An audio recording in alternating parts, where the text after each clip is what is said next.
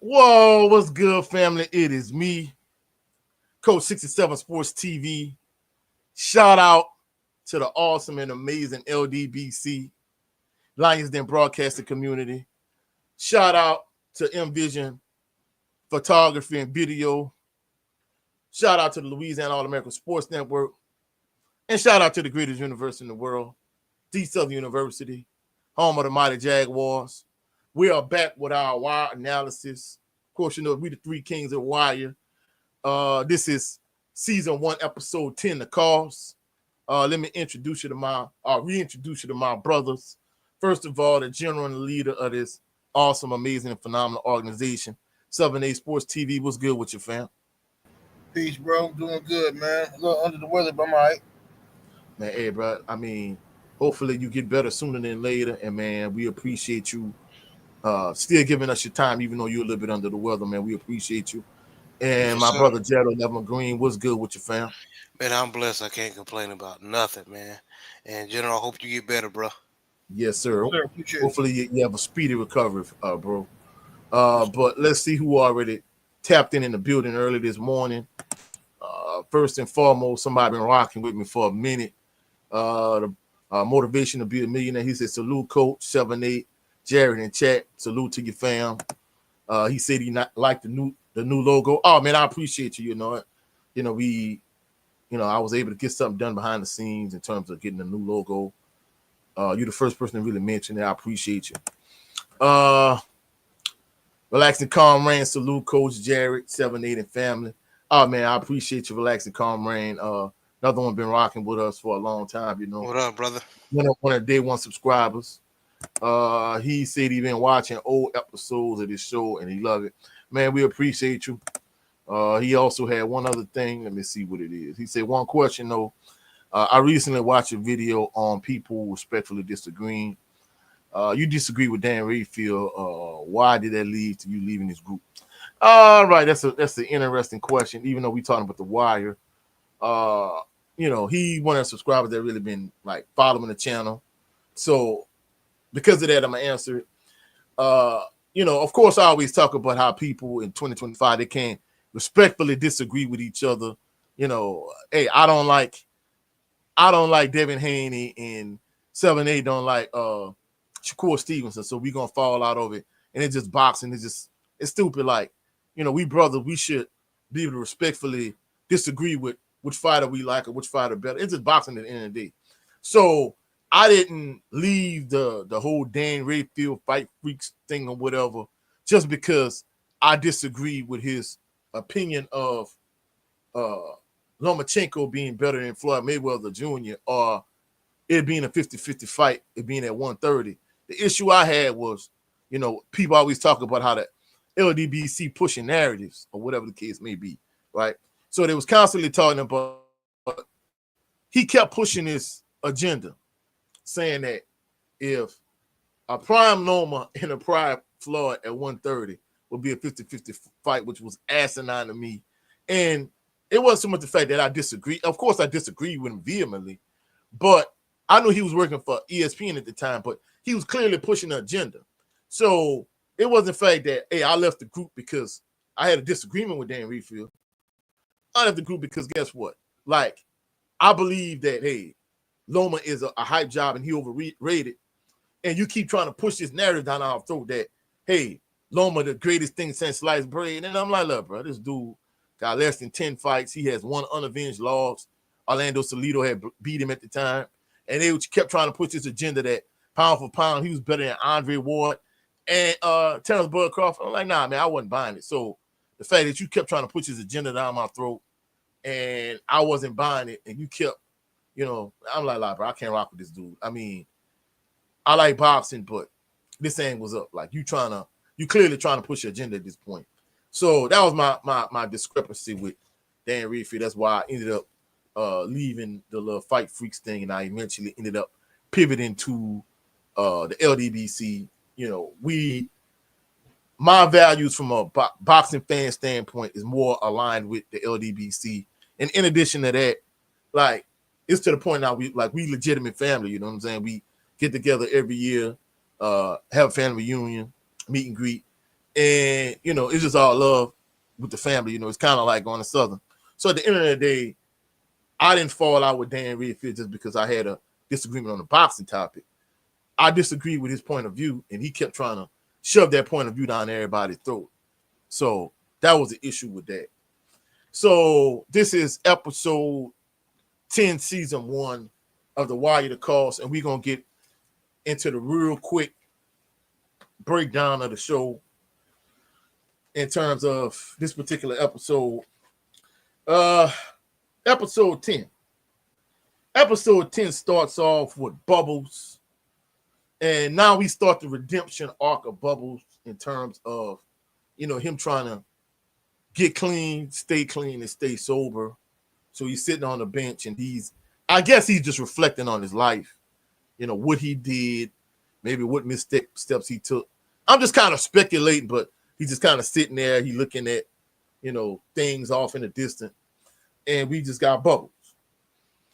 Next scene, Avon, Stringer Bell, and Weebay, you know, they talking about Omar almost deleting Avon. And Weebay apologized. He was like, man, I shouldn't have left you by yourself, homie. Like, you know, uncovered, and, you know, you ain't had no heat, you know, this, that, and the third. Like, you was naked out here. So after that point, you know, they start strategizing in terms of how they gonna get back at Omar. And basically, Avon admits that Stringer Bell was right. And he was like, put the word out there, like, hey, we want the truth. And, you know, Avon, you know, I guess he saw Stringer Bell's side of it. And Weebay was like, man, hey, bro. I think he's still kind of like on some Avon type time. Like, all right, what if he don't want the truth? What if he want all the smoke? And Stringer was like, hey, he live in this city too. Like, he gonna be willing to talk. So, you know, they talk about having a parlay, and not only that, figuratively speaking, Stringer Bell is talking about building a wall around Avon. So he told Avon he taking his pager, and he gonna get him only a out-of-state number or whatever, and he gonna insulate him and build a wall around him. Next, Judge Fallon gives McNulty and Rhonda Perlman 30 more days on the wire. And even Judge Fallon, he kind of starting to get a little dismayed by the case. Man, salute to the brother Big Joe Town. Salute to your fam. So even Judge Fallon, he kind of getting a little bit, I guess, dismayed about the way that things kind of keep just stretching on with the wire in terms of getting 30 more days in terms of the affidavit. And not only that, but one thing we realized that from a political climate standpoint, you know, Judge Fallon's association with Jimmy McNulty, it done brought some heat to McNulty. So I don't think Judge Fallon anticipated it. Next, D'Angelo is with his girlfriend, who is also his baby mama and his child. And, you know, he looking out the window, and you can see clearly he's physically there with his girlfriend, but yet he's thinking about something else. And at this point, she murmuring and complaining, saying, hey, you know, it's a nice little spot, but it's like a bachelor's pad. You know, we have a family. So, our son gonna need this, we gonna need this, we gonna need that, we're gonna need a bedroom set. I need you to give me some money for a bedroom set.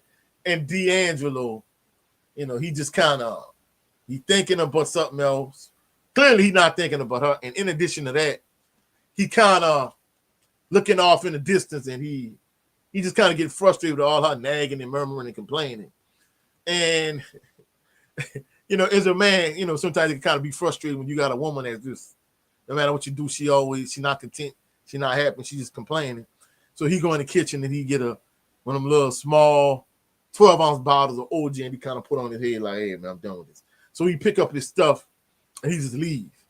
And clearly, it wasn't just the fact that she was nagging him, but you could tell he was still thinking about of a Deidre. I'm sorry, got me saying Deidre. I mean, what her name is? Chardin. Chardine. I don't know why I'm thinking about something else, but clearly he thinking about Chardine. So, he grabbed his stuff and he jet. Right. Next, Freeman, McNulty, and Freeman, McNulty, Sidnor, and Carver are listening to the wire, and they picked up a pattern. They noticed that when the stash get low, that this out of town number, they beat this out of town number, and this out of town number call them back.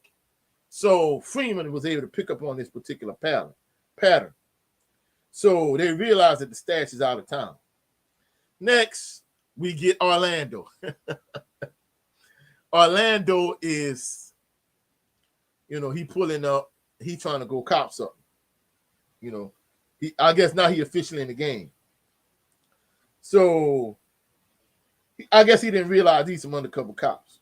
So he tried to score, and now he realized, man, he's some narcos. So these some little undercover cops. Next, McNulty poking around. He looking for Wallace. So I don't know how you got word, but he figured out that, hey, Wallace, he kind of been thinking about, I guess dropping the dime on the crew or whatever. So he looking for Wallace. Next, Bubbles is sitting on the bench and he's talking to Whalen. And, him and Whalen are just talking back and forth. And, basically, Bubbles is serious about getting clean. And he talking to Whalen, and Whalen, telling him his little life story. And not only that, but Whalen also tells him that he's HIV positive. They call it the bug on the wire where I'm from. I don't know, like, what phrase or what slang or what terms people use in different areas. Where I'm from, we call it that gangster. So we say, hey, since she got that gangster, that means she HIV positive. But that's another story. Next, D'Angelo is waiting by Orlando's.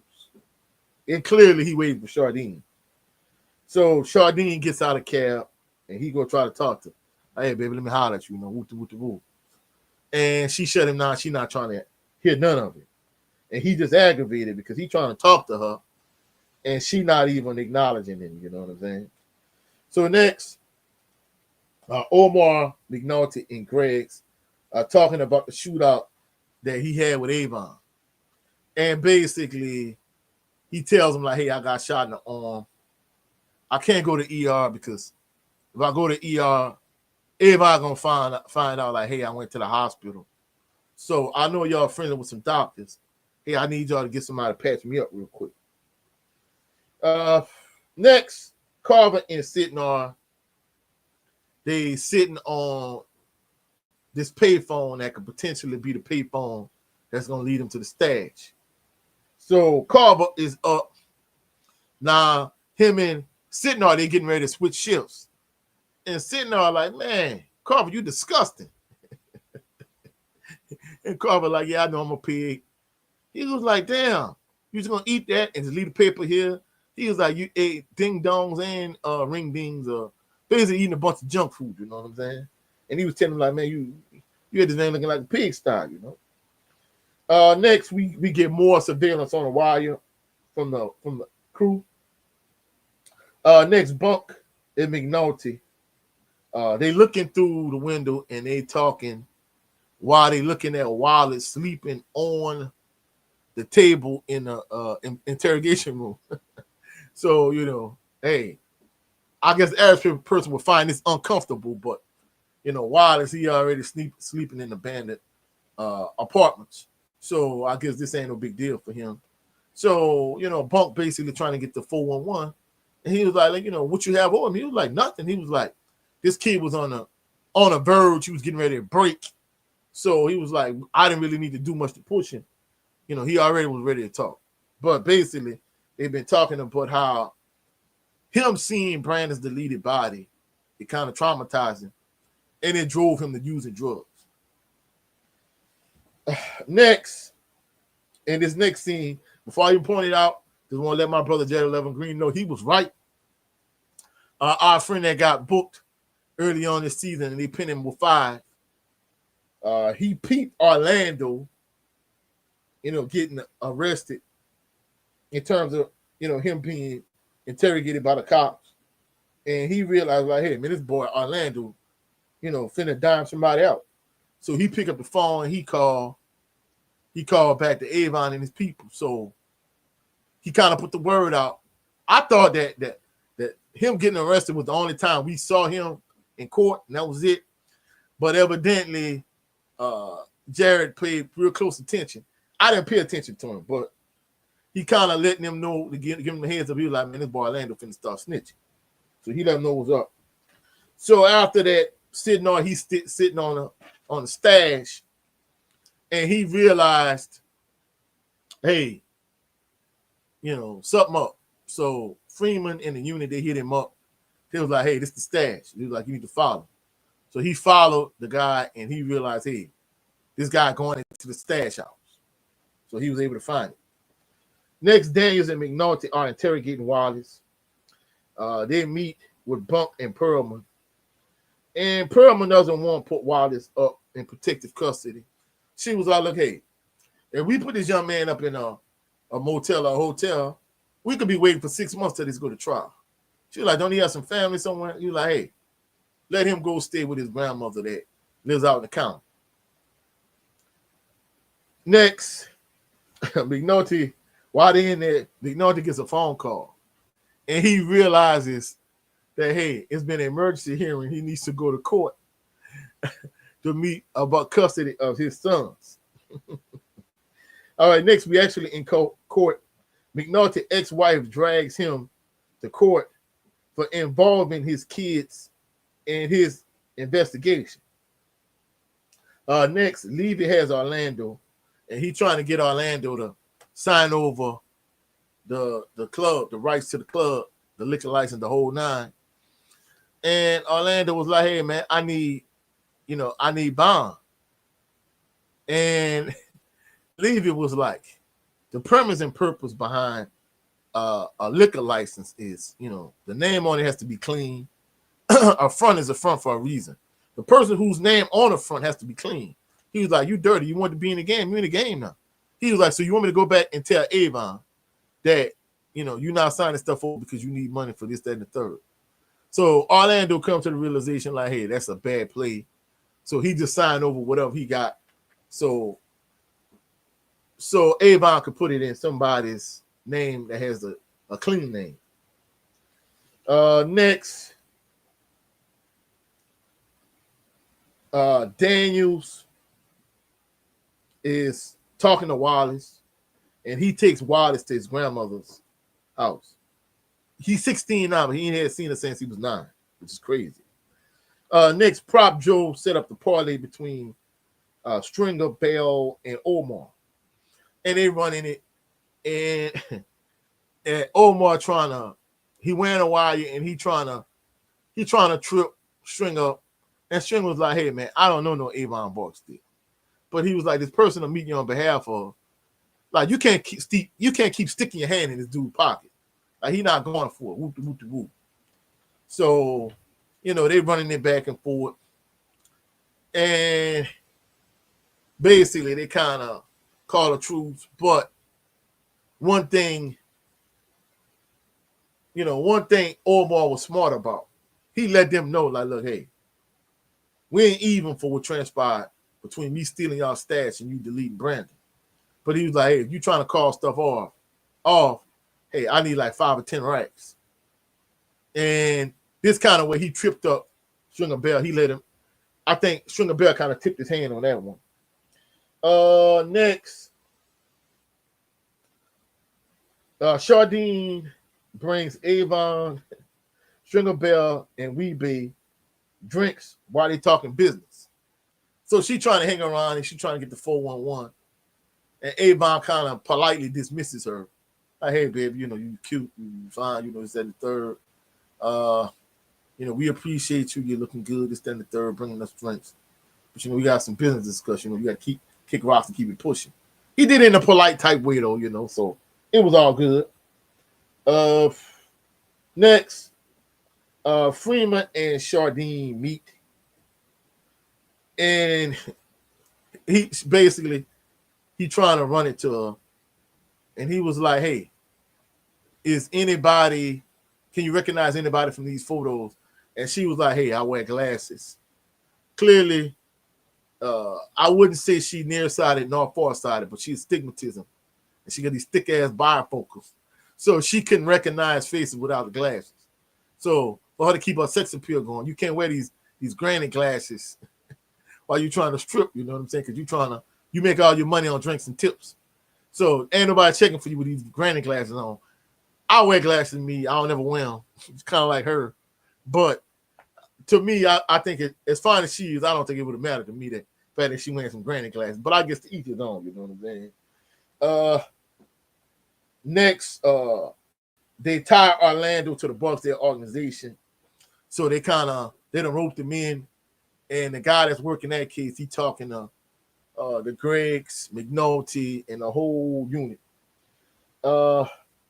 Daniels, Perma, McNulty, and Greggs. Now they have a meeting with Orlando concerning the case. So now they're trying to set up a drug sting. And they're trying to make a sale. Next, Burrell and Daniels have another meeting about the case.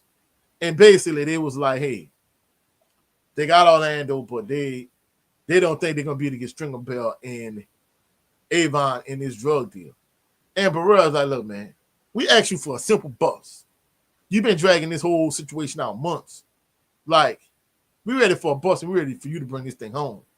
And he was like, the only way we're going to really be able to bring in Avon and Stringer Bell on this whole situation is through the wire.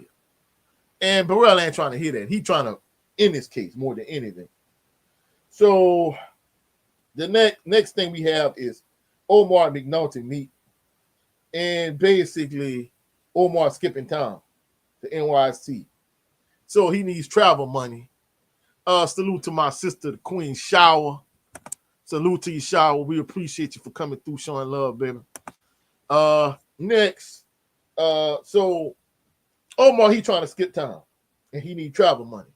So McNulty give him the little money, and he was like, look, hey, you need to stay close because we're going to need you on the William Gantt case.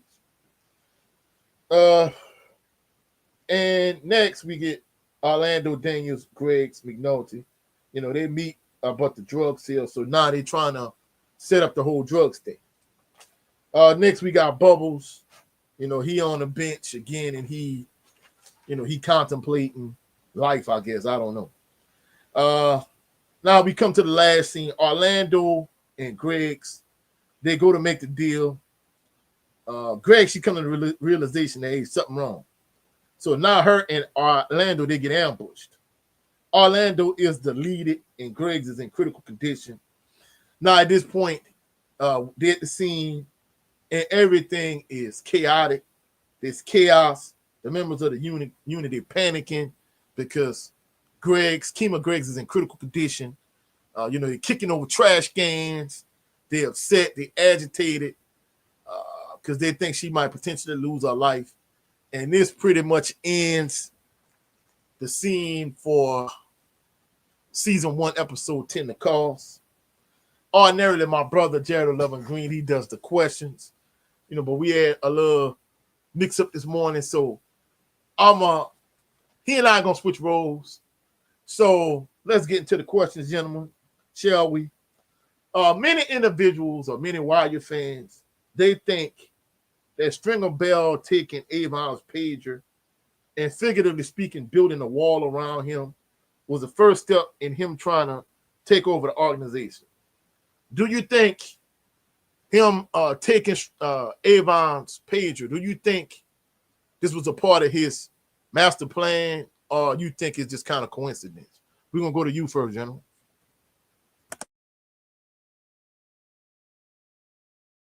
All right, brother. Now, ask the question again. I'm sorry, man.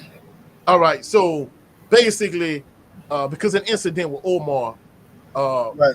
Stringer Bell trying to, figuratively speaking, build a wall around Avon. But many Wire fans, they believe this was kind of like the first step in him trying to, like, take power away from Avon in terms of, being second in the organization.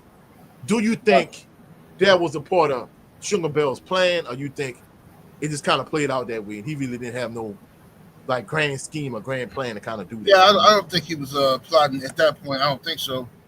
I think he was just trying to do the right thing, be careful, and uh, protect protect Avon at that point. I don't think he was up to no good yet. But I see why fans would think that because later on he got real ambitious and stuff like that. But right now they not having no issues to where I think he would feel the need to snake him yet. All right, that's good insight. What are your thoughts, bro? Jared, to you next. What you think? I agree with the general. Don't get me wrong. Like the general just said, uh, Stringer Bell got that in him as far as being ambitious and will sell you down the river. But I mean, he can't really do that right now with Avon Barksdale because that's his right hand man. You know, he supposed to be even though Stringer Bell's from the streets. Avon is more street smart than Stringer Bell, so he still need uh, Avon. So yeah, it's no ambition to he's trying to sell. He's trying to save his or preserve his what they got going. Yeah. I like to take, gentlemen. I like that. I like that. Next question. Judge Fallon was not even on a re-election ticket, and he's caught a lot of political heat because of his involvement with McNulty.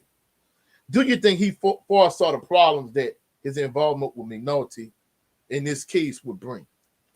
What are your thoughts, General? Did Judge Fallon see that his alignment with McNulty was going to cause all these problems? Do you think he No, foresaw this? no, I don't think.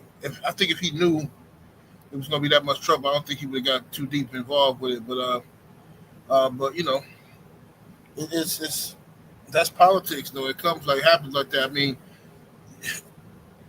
for him to be ruffling all the feathers, I don't know how they didn't just get rid of me notice because like I understand it's rules to everything, but for McNulty to be causing this type of drama, they should just got rid of him. I mean, I don't know how they could have rigged something up, set him up, something, but I don't get how they allowed him to mess up the judge's career, or the judge allowed him to mess up his career and stuff like that either. You know what I mean? But no, I don't think he would have foreseen that. I mean, not whatsoever. And you bring up an excellent point. Now you do realize now Rawls was trying to set him up, but you know, Sandy wasn't really willing to dime out McNulty. So that's the only thing that kind of helped him.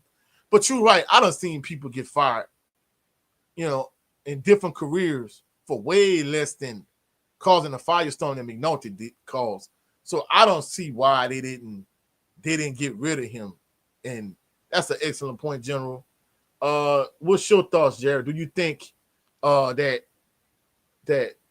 Judge Fallon foresaw all of the issues that his Heck alignment with no, McNulty would cause? no, because he said he was trying to what's the I'm blanking on it. You just said her name. Oh, Rhonda Perlman. Yeah, he had a crush. He was trying to get with Rhonda Perlman, so he was trying to play nice in the sandbox and do a favor for McNulty. So no, he wasn't trying to. Um, no, he didn't foresee it because he's a very ambitious judge. So if he would have foreseen all this would have happened, no, no. And I mean, it kind of goes to show you that he really like General said, he ruffled a lot of feathers, and he took over for another judge. So, you know, of course, McNulty thought he was going to get 15-year term, but he took over for another judge. So now he's up for re-election. They didn't even put him on the ticket. So, I mean, it's crazy that it brought all of that kind of heat. You know what I'm saying? All right, move to the next question. So in the scene earlier, when they Daniels is trying to put Wallace up in, either put him up somewhere or put him in protective custody. But Rhonda Perlman she don't think it's a good idea. So she sent him off with his grandmother. Do you think it would have been a better idea for them to put him in protective custody? Or you think she thought it was a bad idea because they didn't have the finances or it was a lot of red tape involved in the situation? So you think it would have been better if they put Waters up and protective custody? General, what's your thoughts? Yeah, I think protective custody was the best option. If they're gonna use Wallace as a snitch, you can't let him. He's a kid. You can't send him back out in the streets. Even if he going to his grandma's house. Nah. If he finna snitch on a drug empire as powerful as the Barksdale family, I don't understand why y'all even take the risk of letting them out of your sight. Exactly. It don't make no sense. It don't. Man, hey, bro, that's spot on. Same question to you, Jared. Man, I share the same thought, man. We not trying to move ahead, but we there's a reason why me in general is saying this. But yeah, but to answer your question, I don't want to spoil anything. Yeah, put that boy in protective custody. You going to get he's snitching or giving information against one of the most powerful drug crew or drug dealers in Baltimore, and you send him along his grandma. What grandma gonna do? That's an excellent point, bro. For real. Which gonna hide him in the church with the pastor? Come on now, but yeah, that's my thought. Yeah. All right. Next question. All right, Burrell is still hot at Daniels because he wanted a quick bust and he wanted this whole firestorm to go away. How am I ask this? Because I have it written a certain way, but all right, I'm gonna ask it like this. Did Burrell know that he was expecting too much from Daniels and that this wasn't gonna be an easy bust? Or you think he doesn't care? He just wants the end result that he wants. I'm not sure about that one. I think they just want the end results to be them locking up somebody. You know what I'm saying? I don't think that, to be honest with you, I don't think that they want this organization. I mean, this investigation going too deep because of where the money. Like when you start following the money, it leads to other things. So I think they want some quick black faces to put on the newspaper. Election season. Oh, we locked up this guy Barksdale. Yeah, he the drug dealer. He's the reason for all the crime in the city, and then be done with it. They don't want to go too deep into that. Yeah, and that's another thing too. Like Freeman said, hey, if you follow the drugs, you get drug dealers and drug users. You follow money, there's no telling where they're gonna lead. They don't want to open up more political cans in terms of we don't want to open up another can of worms what this could be from a political standpoint. So yeah, so you're right, Jim. I guess they don't want them kind of problems. Same question to you, Jared. Absolutely, man. They that Burrell didn't realize, how big this was going to be. He basically just wanted. He wasn't thinking about getting the Avon Barksdale, whatever. He just wanted, if he could get something that appears that makes the case to appear, it being close. That's all they care about. Like General said, politics. But I guess they overlooked what the McNulty, how ambitious he is, actually trying to nail Avon Barksdale, Stringer Bell, and McNulty making a mess out of things and pulling strings and talking to judges, and it. No. Yeah, that's crazy there. And question 5. Now we get to the redemption arc of Bubbles. Do you think The Wire does an excellent job portraying the difficulties of drug addicts actually getting off drugs. So you think this is a kind of a fluff piece, gentlemen? We want to you first. Do I think that the Wire is doing a good job of doing? Say again, bro. Uh, a good job of portraying how difficult it is for Bubbles to get off drugs. How hard it is for fiends to get off dope. I think so. Bubbles is he trying. You can tell he's trying. He's struggling and stuff like that. But the thing about drug users is that one thing that always irritates me about them is that they think the world is on their time, right? So they think they can mess up people's lives and lie and steal and do whatever they want to do, burn bridges. But then when they ready to quit for the umpteenth time, every time they say they ready to quit, everybody puts stop what they're doing and immediately go help them. You know what I'm saying? So give you a place to stay, give you some money for new clothes, do this and do that, right? And then if people tired of you because you done burnt these bridges, now you like, oh, there wouldn't nobody help me. I tried, there wouldn't nobody help me. And you leave out the part where you screw people over 15 times before that when people did try to help you. You know what I'm saying? Or another thing, one of my pet peeves is when people was former drug addicts and they like I say, they screw people over and neglect their children and all that stuff. Then when they get clean, right, and they go get saved and stuff, now they walking around here holier than thou, quoting the Bible and scripture, telling everybody what they can't do, just so super judgmental on everybody. You know what I'm saying? And what everybody else is doing. It's like, dude, shut up, please. Like, I'm glad, I'm happy that you got yourself together and you bought your house, you got your car. This is your first time ever in life being stable, okay?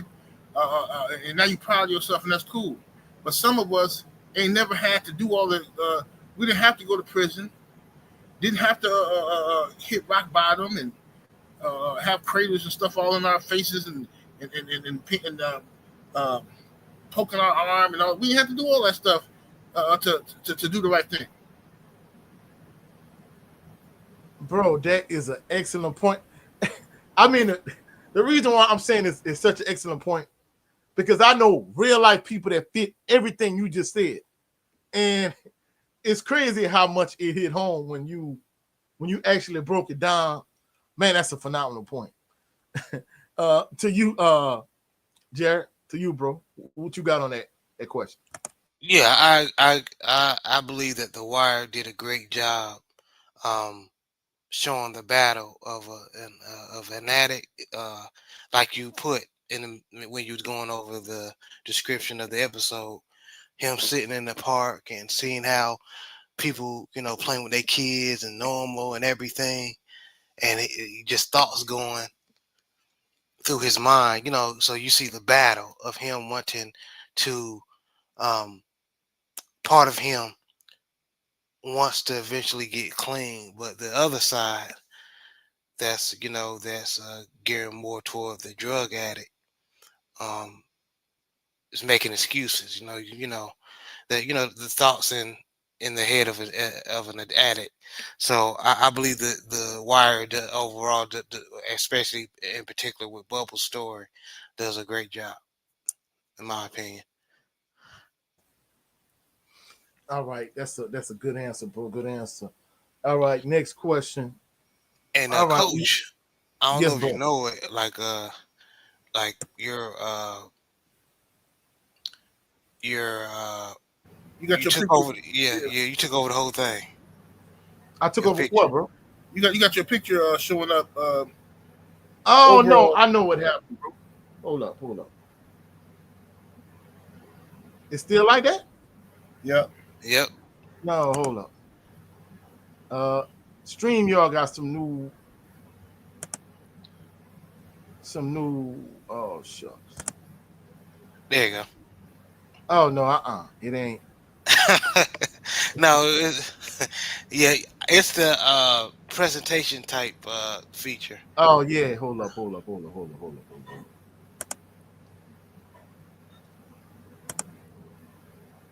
Oh, shucks, bro. Hold on. Oh shoot. All right, hold on. Let me change the layouts. Nope. There you All go. right. There we go. I think that's the best we're gonna do it because That's good. StreamYard got a new a new layout. All right. All right. Next question. D'Angelo Barksdale. I mean, he clearly is in love with Chardine. Chardine left him once she found out that her co-worker and friend has been deleted. Uh, so my question in terms of when it comes to D'Angelo Barksdale, do you think? Why do you think? Of course, people love different reasons for different reasons. And in this episode, we see that uh, his girlfriend and his baby mama could be a little bit aggravated. So I'm gonna ask a question that I don't think a lot of Wyatt fans really think about. Why do you think D'Angelo chose Chardine over his child's mother? They're supposedly trying to trying to put their family together. Why do you think he chose her over her? What you think, Jenna? Um, the real answer to it is simple. In real life, this is what dudes do. You got you a girl. She pregnant. Well, she had your baby. Now she planning the future and bedroom sets and all that. That's scary to him, right? He don't. Oh, I don't want to do this. Oh, I'm so irritated. Oh, it's toys in the refrigerator. I want the prostitute. Why can't I be with the prostitute? Man, I want the prostitute. That's what dudes do in real life. And then they come on YouTube crying years later about how they prostitute who they tried to wife up did him dirty and she was cheating on him and this and this and that. But they don't tell you the first story. You had a woman. You probably was sweating her until she had a baby. Now you ain't attracted to her no more. Now she a nag and this and that, right? So you finna leave your family for this prostitute, right? And that's what she is. I don't care what, but she's a prostitute. You know what I mean? You got her looking. She a nice girl, but she's a prostitute. You know what I'm saying? So and I can't stand what the police did to her either. Like we talked about this last week. You bring the girl in and telling her all this stuff, then just leave her out there, and she go home and basically tell D'Angelo that she know. D'Angelo, if he tell Avon them or anybody that this girl know that, she's gone. She's out of here. So they put her in danger. The police put her in danger too. But yeah, I think that she's fun. The girl, she's a stripper. She's sexy. She's fun, right? And that's what a lot of dudes like. You know what I'm saying? But the problem, that's not a long term thing. No, it's not gonna work long term because the habits that she have to develop in the strip club, for being flirtatious, knowing how to talk money out of a dude's pocket, those traits that she learned in the strip club, she gonna take with her for life, right? And what's gonna happen is 10 years down the road, when y'all married or got kids and all that, and y'all having, y'all at James' house, James and his wife, and y'all sitting there watching the football game or something, watching the Super Bowl, her instincts are still there. So when she wants something from a man, she's gonna bat her eyes, she's gonna do what she can do, and then you're gonna be taking her home, beating her up. I saw how you were looking at James. I saw this and that. That's what really happens. I mean, laugh at that, man. Oh, Hey, that answer was so spot on, bro. Hey, that was a spot on answer, Jim. Jared, your thoughts, bro. I would take another approach, but I would somewhat agree. But D just the ain't built for the game, man. And he in the relationship with his baby mama, he have a son, and we all know that she she's have they showed the my bad, y'all, if you hear background noise. Did they show the part? Forgive me, y'all. Did they show? Because I don't want to episode jump. Did they show where Stringer Bell is a backdoor man? The backdoor No, man. They didn't show that yet, bro. Okay, let me back off. So, All right, all right. all right. So, yeah, he like Chardine loves her company, but he just has to man up and handle his business, man. He a drug dealer. You know what I mean? And he gotta make sure everything his that baby boy is okay. You know, um, I know your baby mama getting on your nerves and everything, but my dude, you in this situation, so you got to man up and make sure, mainly that baby boy is all right. I know you love Chardine's attention and her company, but hey, you messed that up, bro. So Yeah, I'm not gonna lie. Both of y'all gentlemen are correct. General gave a spot on answer. yeah, Very, very very good. spot on. But I'm gonna keep it a buck. I'm gonna give the other side of the coin. I'm not gonna lie. General is right. Chardine is the fun girl. She the girl that, like you said, she look good. She a pretty young tender. She got everything going from a fun perspective and a looks perspective. But I'm not gonna lie. Baby mama came off as being. Now I'm not gonna lie. I'm not a proponent of you breaking up your family. Like, this y'all family. You need to marry this woman, and y'all need to have y'all a family. That's my perspective on it. But I'm gonna keep it real. In this scene, she was extremely annoying and very aggravating. Now, don't get me wrong. That she I'm not is. saying she shouldn't ask for money to get the bedroom set. She got to get stuff for the baby. We building a life and a family together. But she came across as being like nagging and annoying and aggravating. And I'm not gonna Ungrateful. lie. I know a lot of women don't want to hear this, but when you got a man, I know in their instant they young, they not married yet, but they got a child, they got a family, whoop de whoop. But when you married to a man, you in a long-term relationship with a man, and this dude come home from work, man, especially this man out there working hard and he taking care of you, he taking care of the family, he taking care of whatever. Man, I mean, when this man come home, don't annoy him, nag him, aggravating him. That right there is what pushes a lot of dudes to the fun chick. Now, like General said, it wasn't gonna ever work out with Chardine because that's all Chardine is. Chardine the fun chick. But I could see how, baby mama being annoying and aggravating kind of push him to Chardine. I could kind of see it from his perspective. And he young, he immature.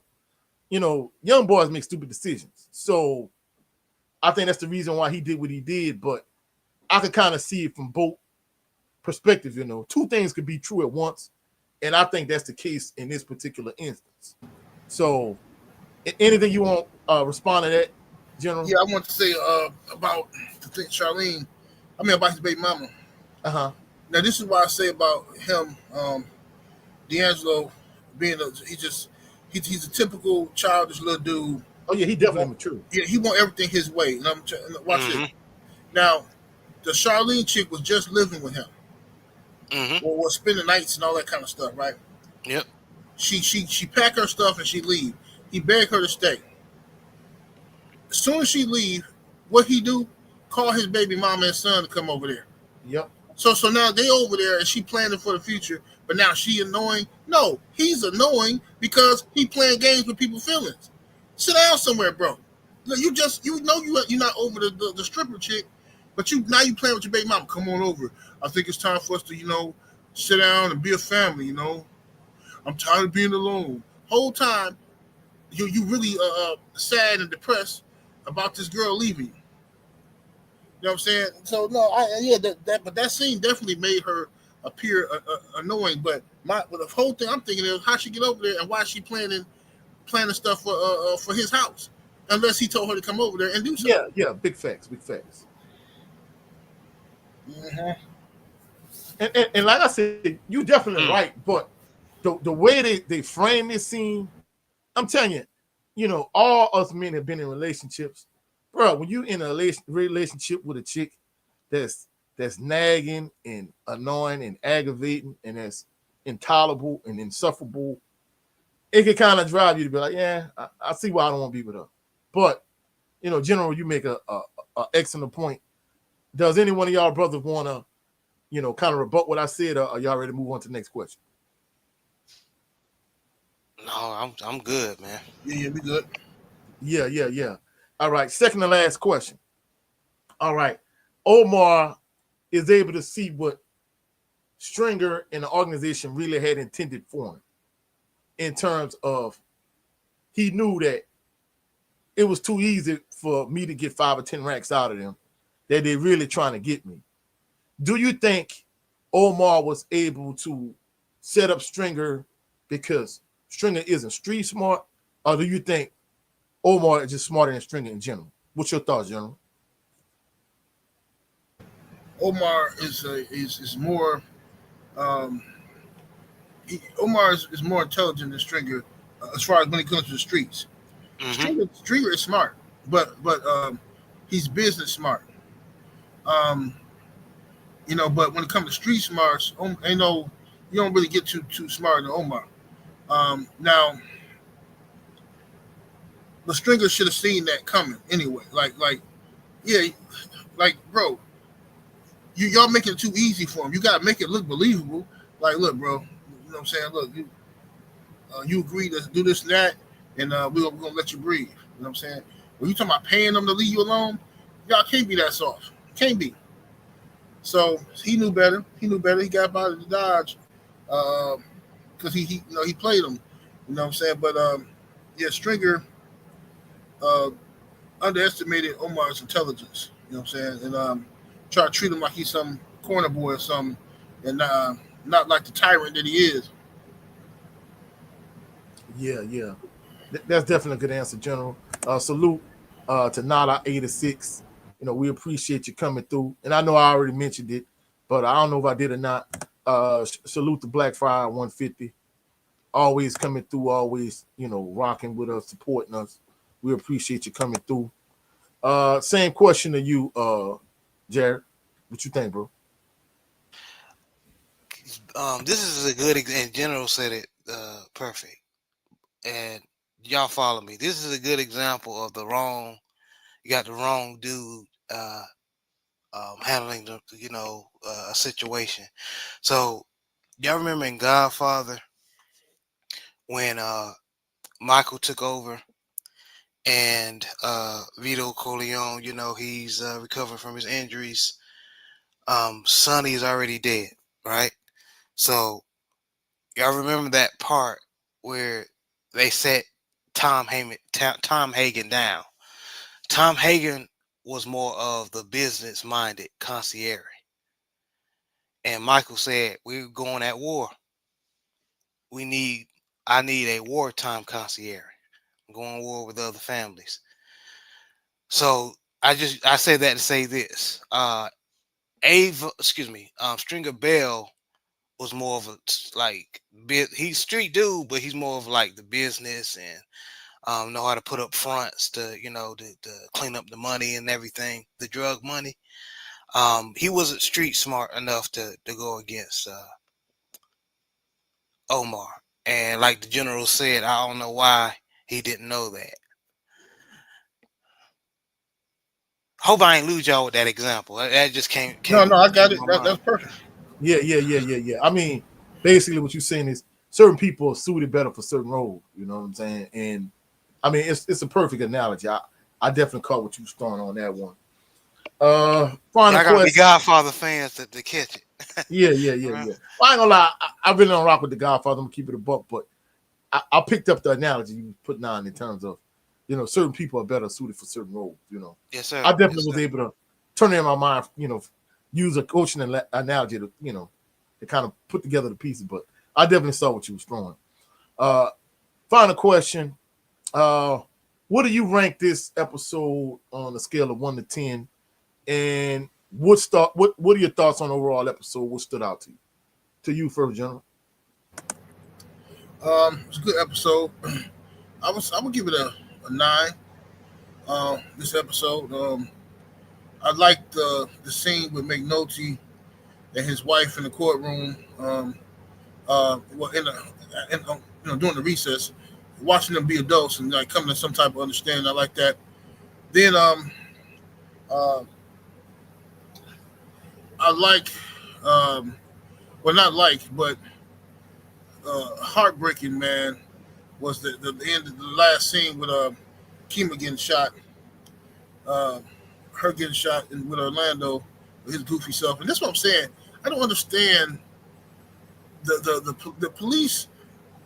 I know this is a TV show. They got to do some dumb stuff for drama, but like it's common sense.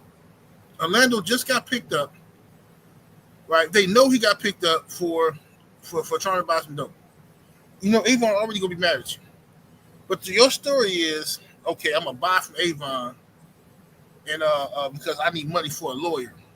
And you think Avon Barksdale is gonna go with that? You think Stringer Bell gonna believe that? That's like this is the stupidest stuff the police have done so far. It's like, and the fact that Orlando even thought that was gonna work, dude, they didn't even want to deal with you before. They didn't want to give you no dope. So then when you get locked up, you think they're gonna trust you? Man, come on, man. Man, it's no way if I would never got in that car. Yeah, I ain't gonna lie. That made like their department and their unit look real stupid, considering that they done a good job with the wire in this whole investigation. But a couple things I want to touch on, General.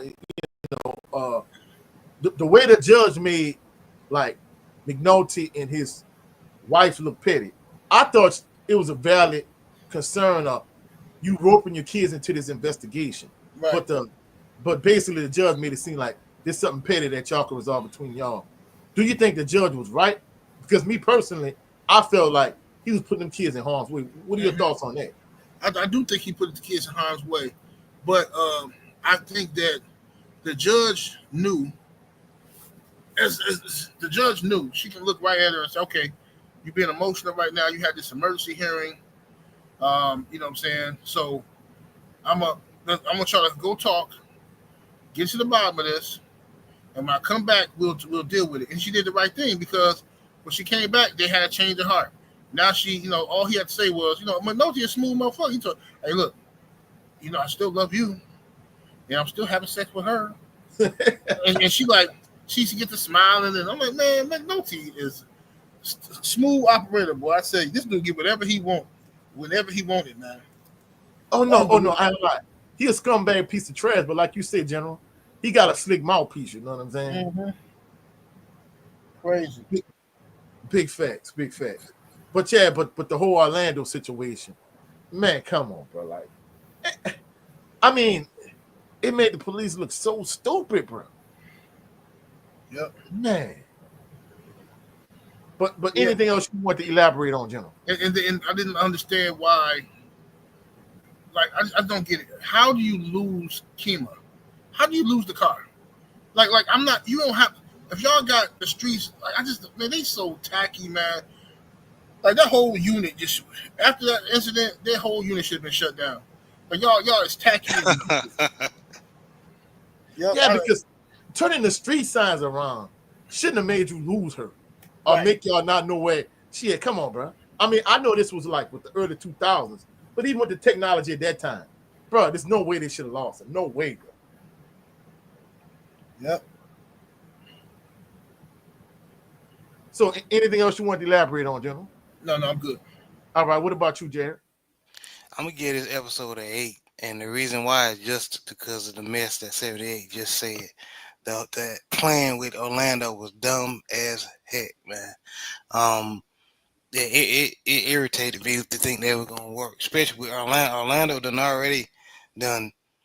done pissed Avon and them off, so they were gonna see that coming, especially with Marvin Browning, with the dude that I don't lie. You said don't y'all gonna see him again. I'm like, bro, I don't remember this dude.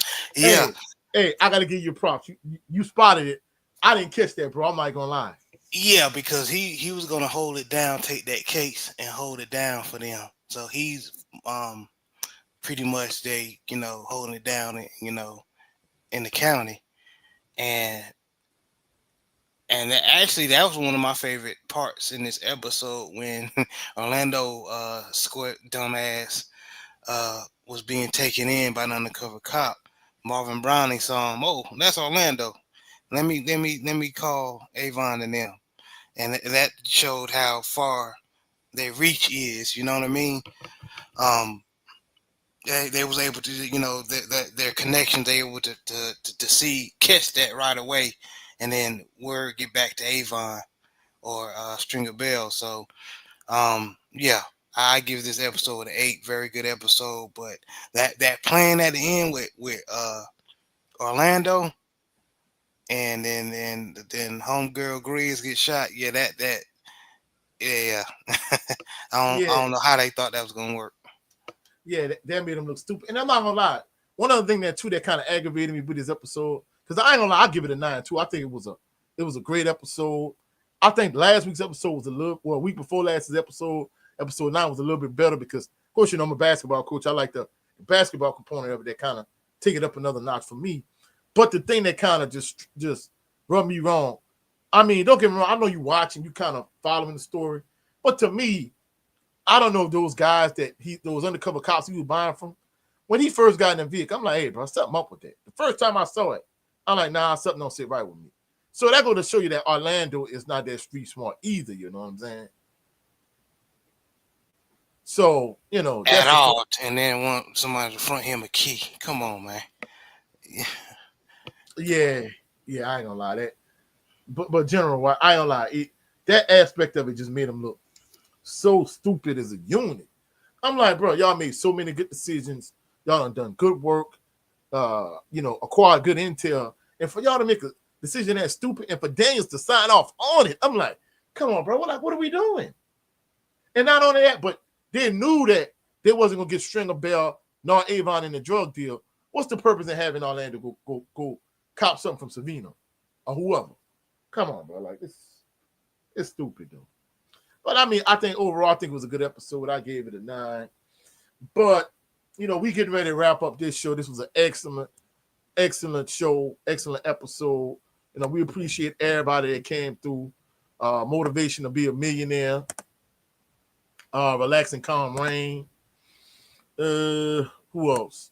Our brother Big Joe Townsend, standing on LDBC business. Big Joe. Our sister, the Queen Shower. We appreciate you, beloved. Queen Shower, appreciate it. Black Fire 150. Nada 86. Nada 86, man. We appreciate y'all. Everybody coming through, dropping in, showing some love. Yeah, we appreciate it. We want to let everybody know where we can meet and see each of y'all first and foremost with the leader of this organization, our brother, the General. Tell the people where they can meet you and see you. Y'all can catch me right here on YouTube, man. And on all my social media, 78 Sports TV. And you can also catch me on No 304 Show, my other channel. Tomorrow, 8 p.m. Central Standard Time with the brother Blu-ray Fitness. Yes, sir. Tomorrow, 8 p.m. Eastern Standard Time. Oh, no. Tomorrow, it's 9 p.m. Eastern Standard Time. 9 Eastern, 8 Central. Right, 8 Central. Mm-hmm. Yes, sir. Y'all go support, man. Yeah, go support. And also go check out his Patreon. Yes. He's dropping heat rocks over there. If y'all not subscribed to the Patreon, y'all doing yourself a disservice. Man, General, we know you're living under the weather, man. We appreciate you giving us time on your Saturday morning, man. Much love to you, bro. Yes, sir. All right, man. Much love, brothers. I'm about to go. Much love, man. Go get you some rest. Our brother Jerry Love Green, man. Tell the people where they can meet you and see you. Yeah, man. You can catch me on YouTube under Jerry Love Green. Have a show every Sunday. We try to have it every Sunday around 3:30 p.m. Central Standard Time. We have, of course, Mr. Southern himself, Coach 67 Sports TV, Big Joseph Townsend, JB, my brother, and Brent Fox. And occasionally our good brother Jay Good. Jay Good, yes, sir. So, all brothers just chopping up, talking about sports, mainly football, but we talk about all sports, not to limit ourselves. But come check us out, man. Oh, and every other Saturday, just want to let y'all know, we're going to alternate Saturdays between, I don't know if y'all know, last Saturday, we was over on my brother Jerry Love Green's channel. We had episode 1 of the Black Man's Perspective. Yes, sir. All right. So this week we're doing The Wire. Next week we're going to be back on his channel with episode 2 of the Black Man's Perspective. Next Saturday, the same time, around 10:30-ish. Come over there and check us out. Tomorrow, if the Lord says the same, we're going to have another installment of the Southern Baller Show. Usually he does it 3:30 p.m. Central Standard Time on Sundays. But sometimes if something may pop up, it may be pushed back to 5. But come over, check out our brother Jetta Lemon Green. Akil Vibe just popped in. Salute to your family. Man, Salute. we appreciate you coming through, showing some love. And like I said myself, I appreciate everybody coming through, showing some love. Of course, you can catch me at Coach 67 Sports TV on all social media platforms. However, I'm primarily here on YouTube. We appreciate everybody that came through, everybody that's been rocking with me since day one, all the new subscribers, everybody showing love. We appreciate y'all. Y'all have a blessed and phenomenal Saturday, blessed and phenomenal weekend. For all my Southern University fans, I'm going to drop through with some content for y'all later on.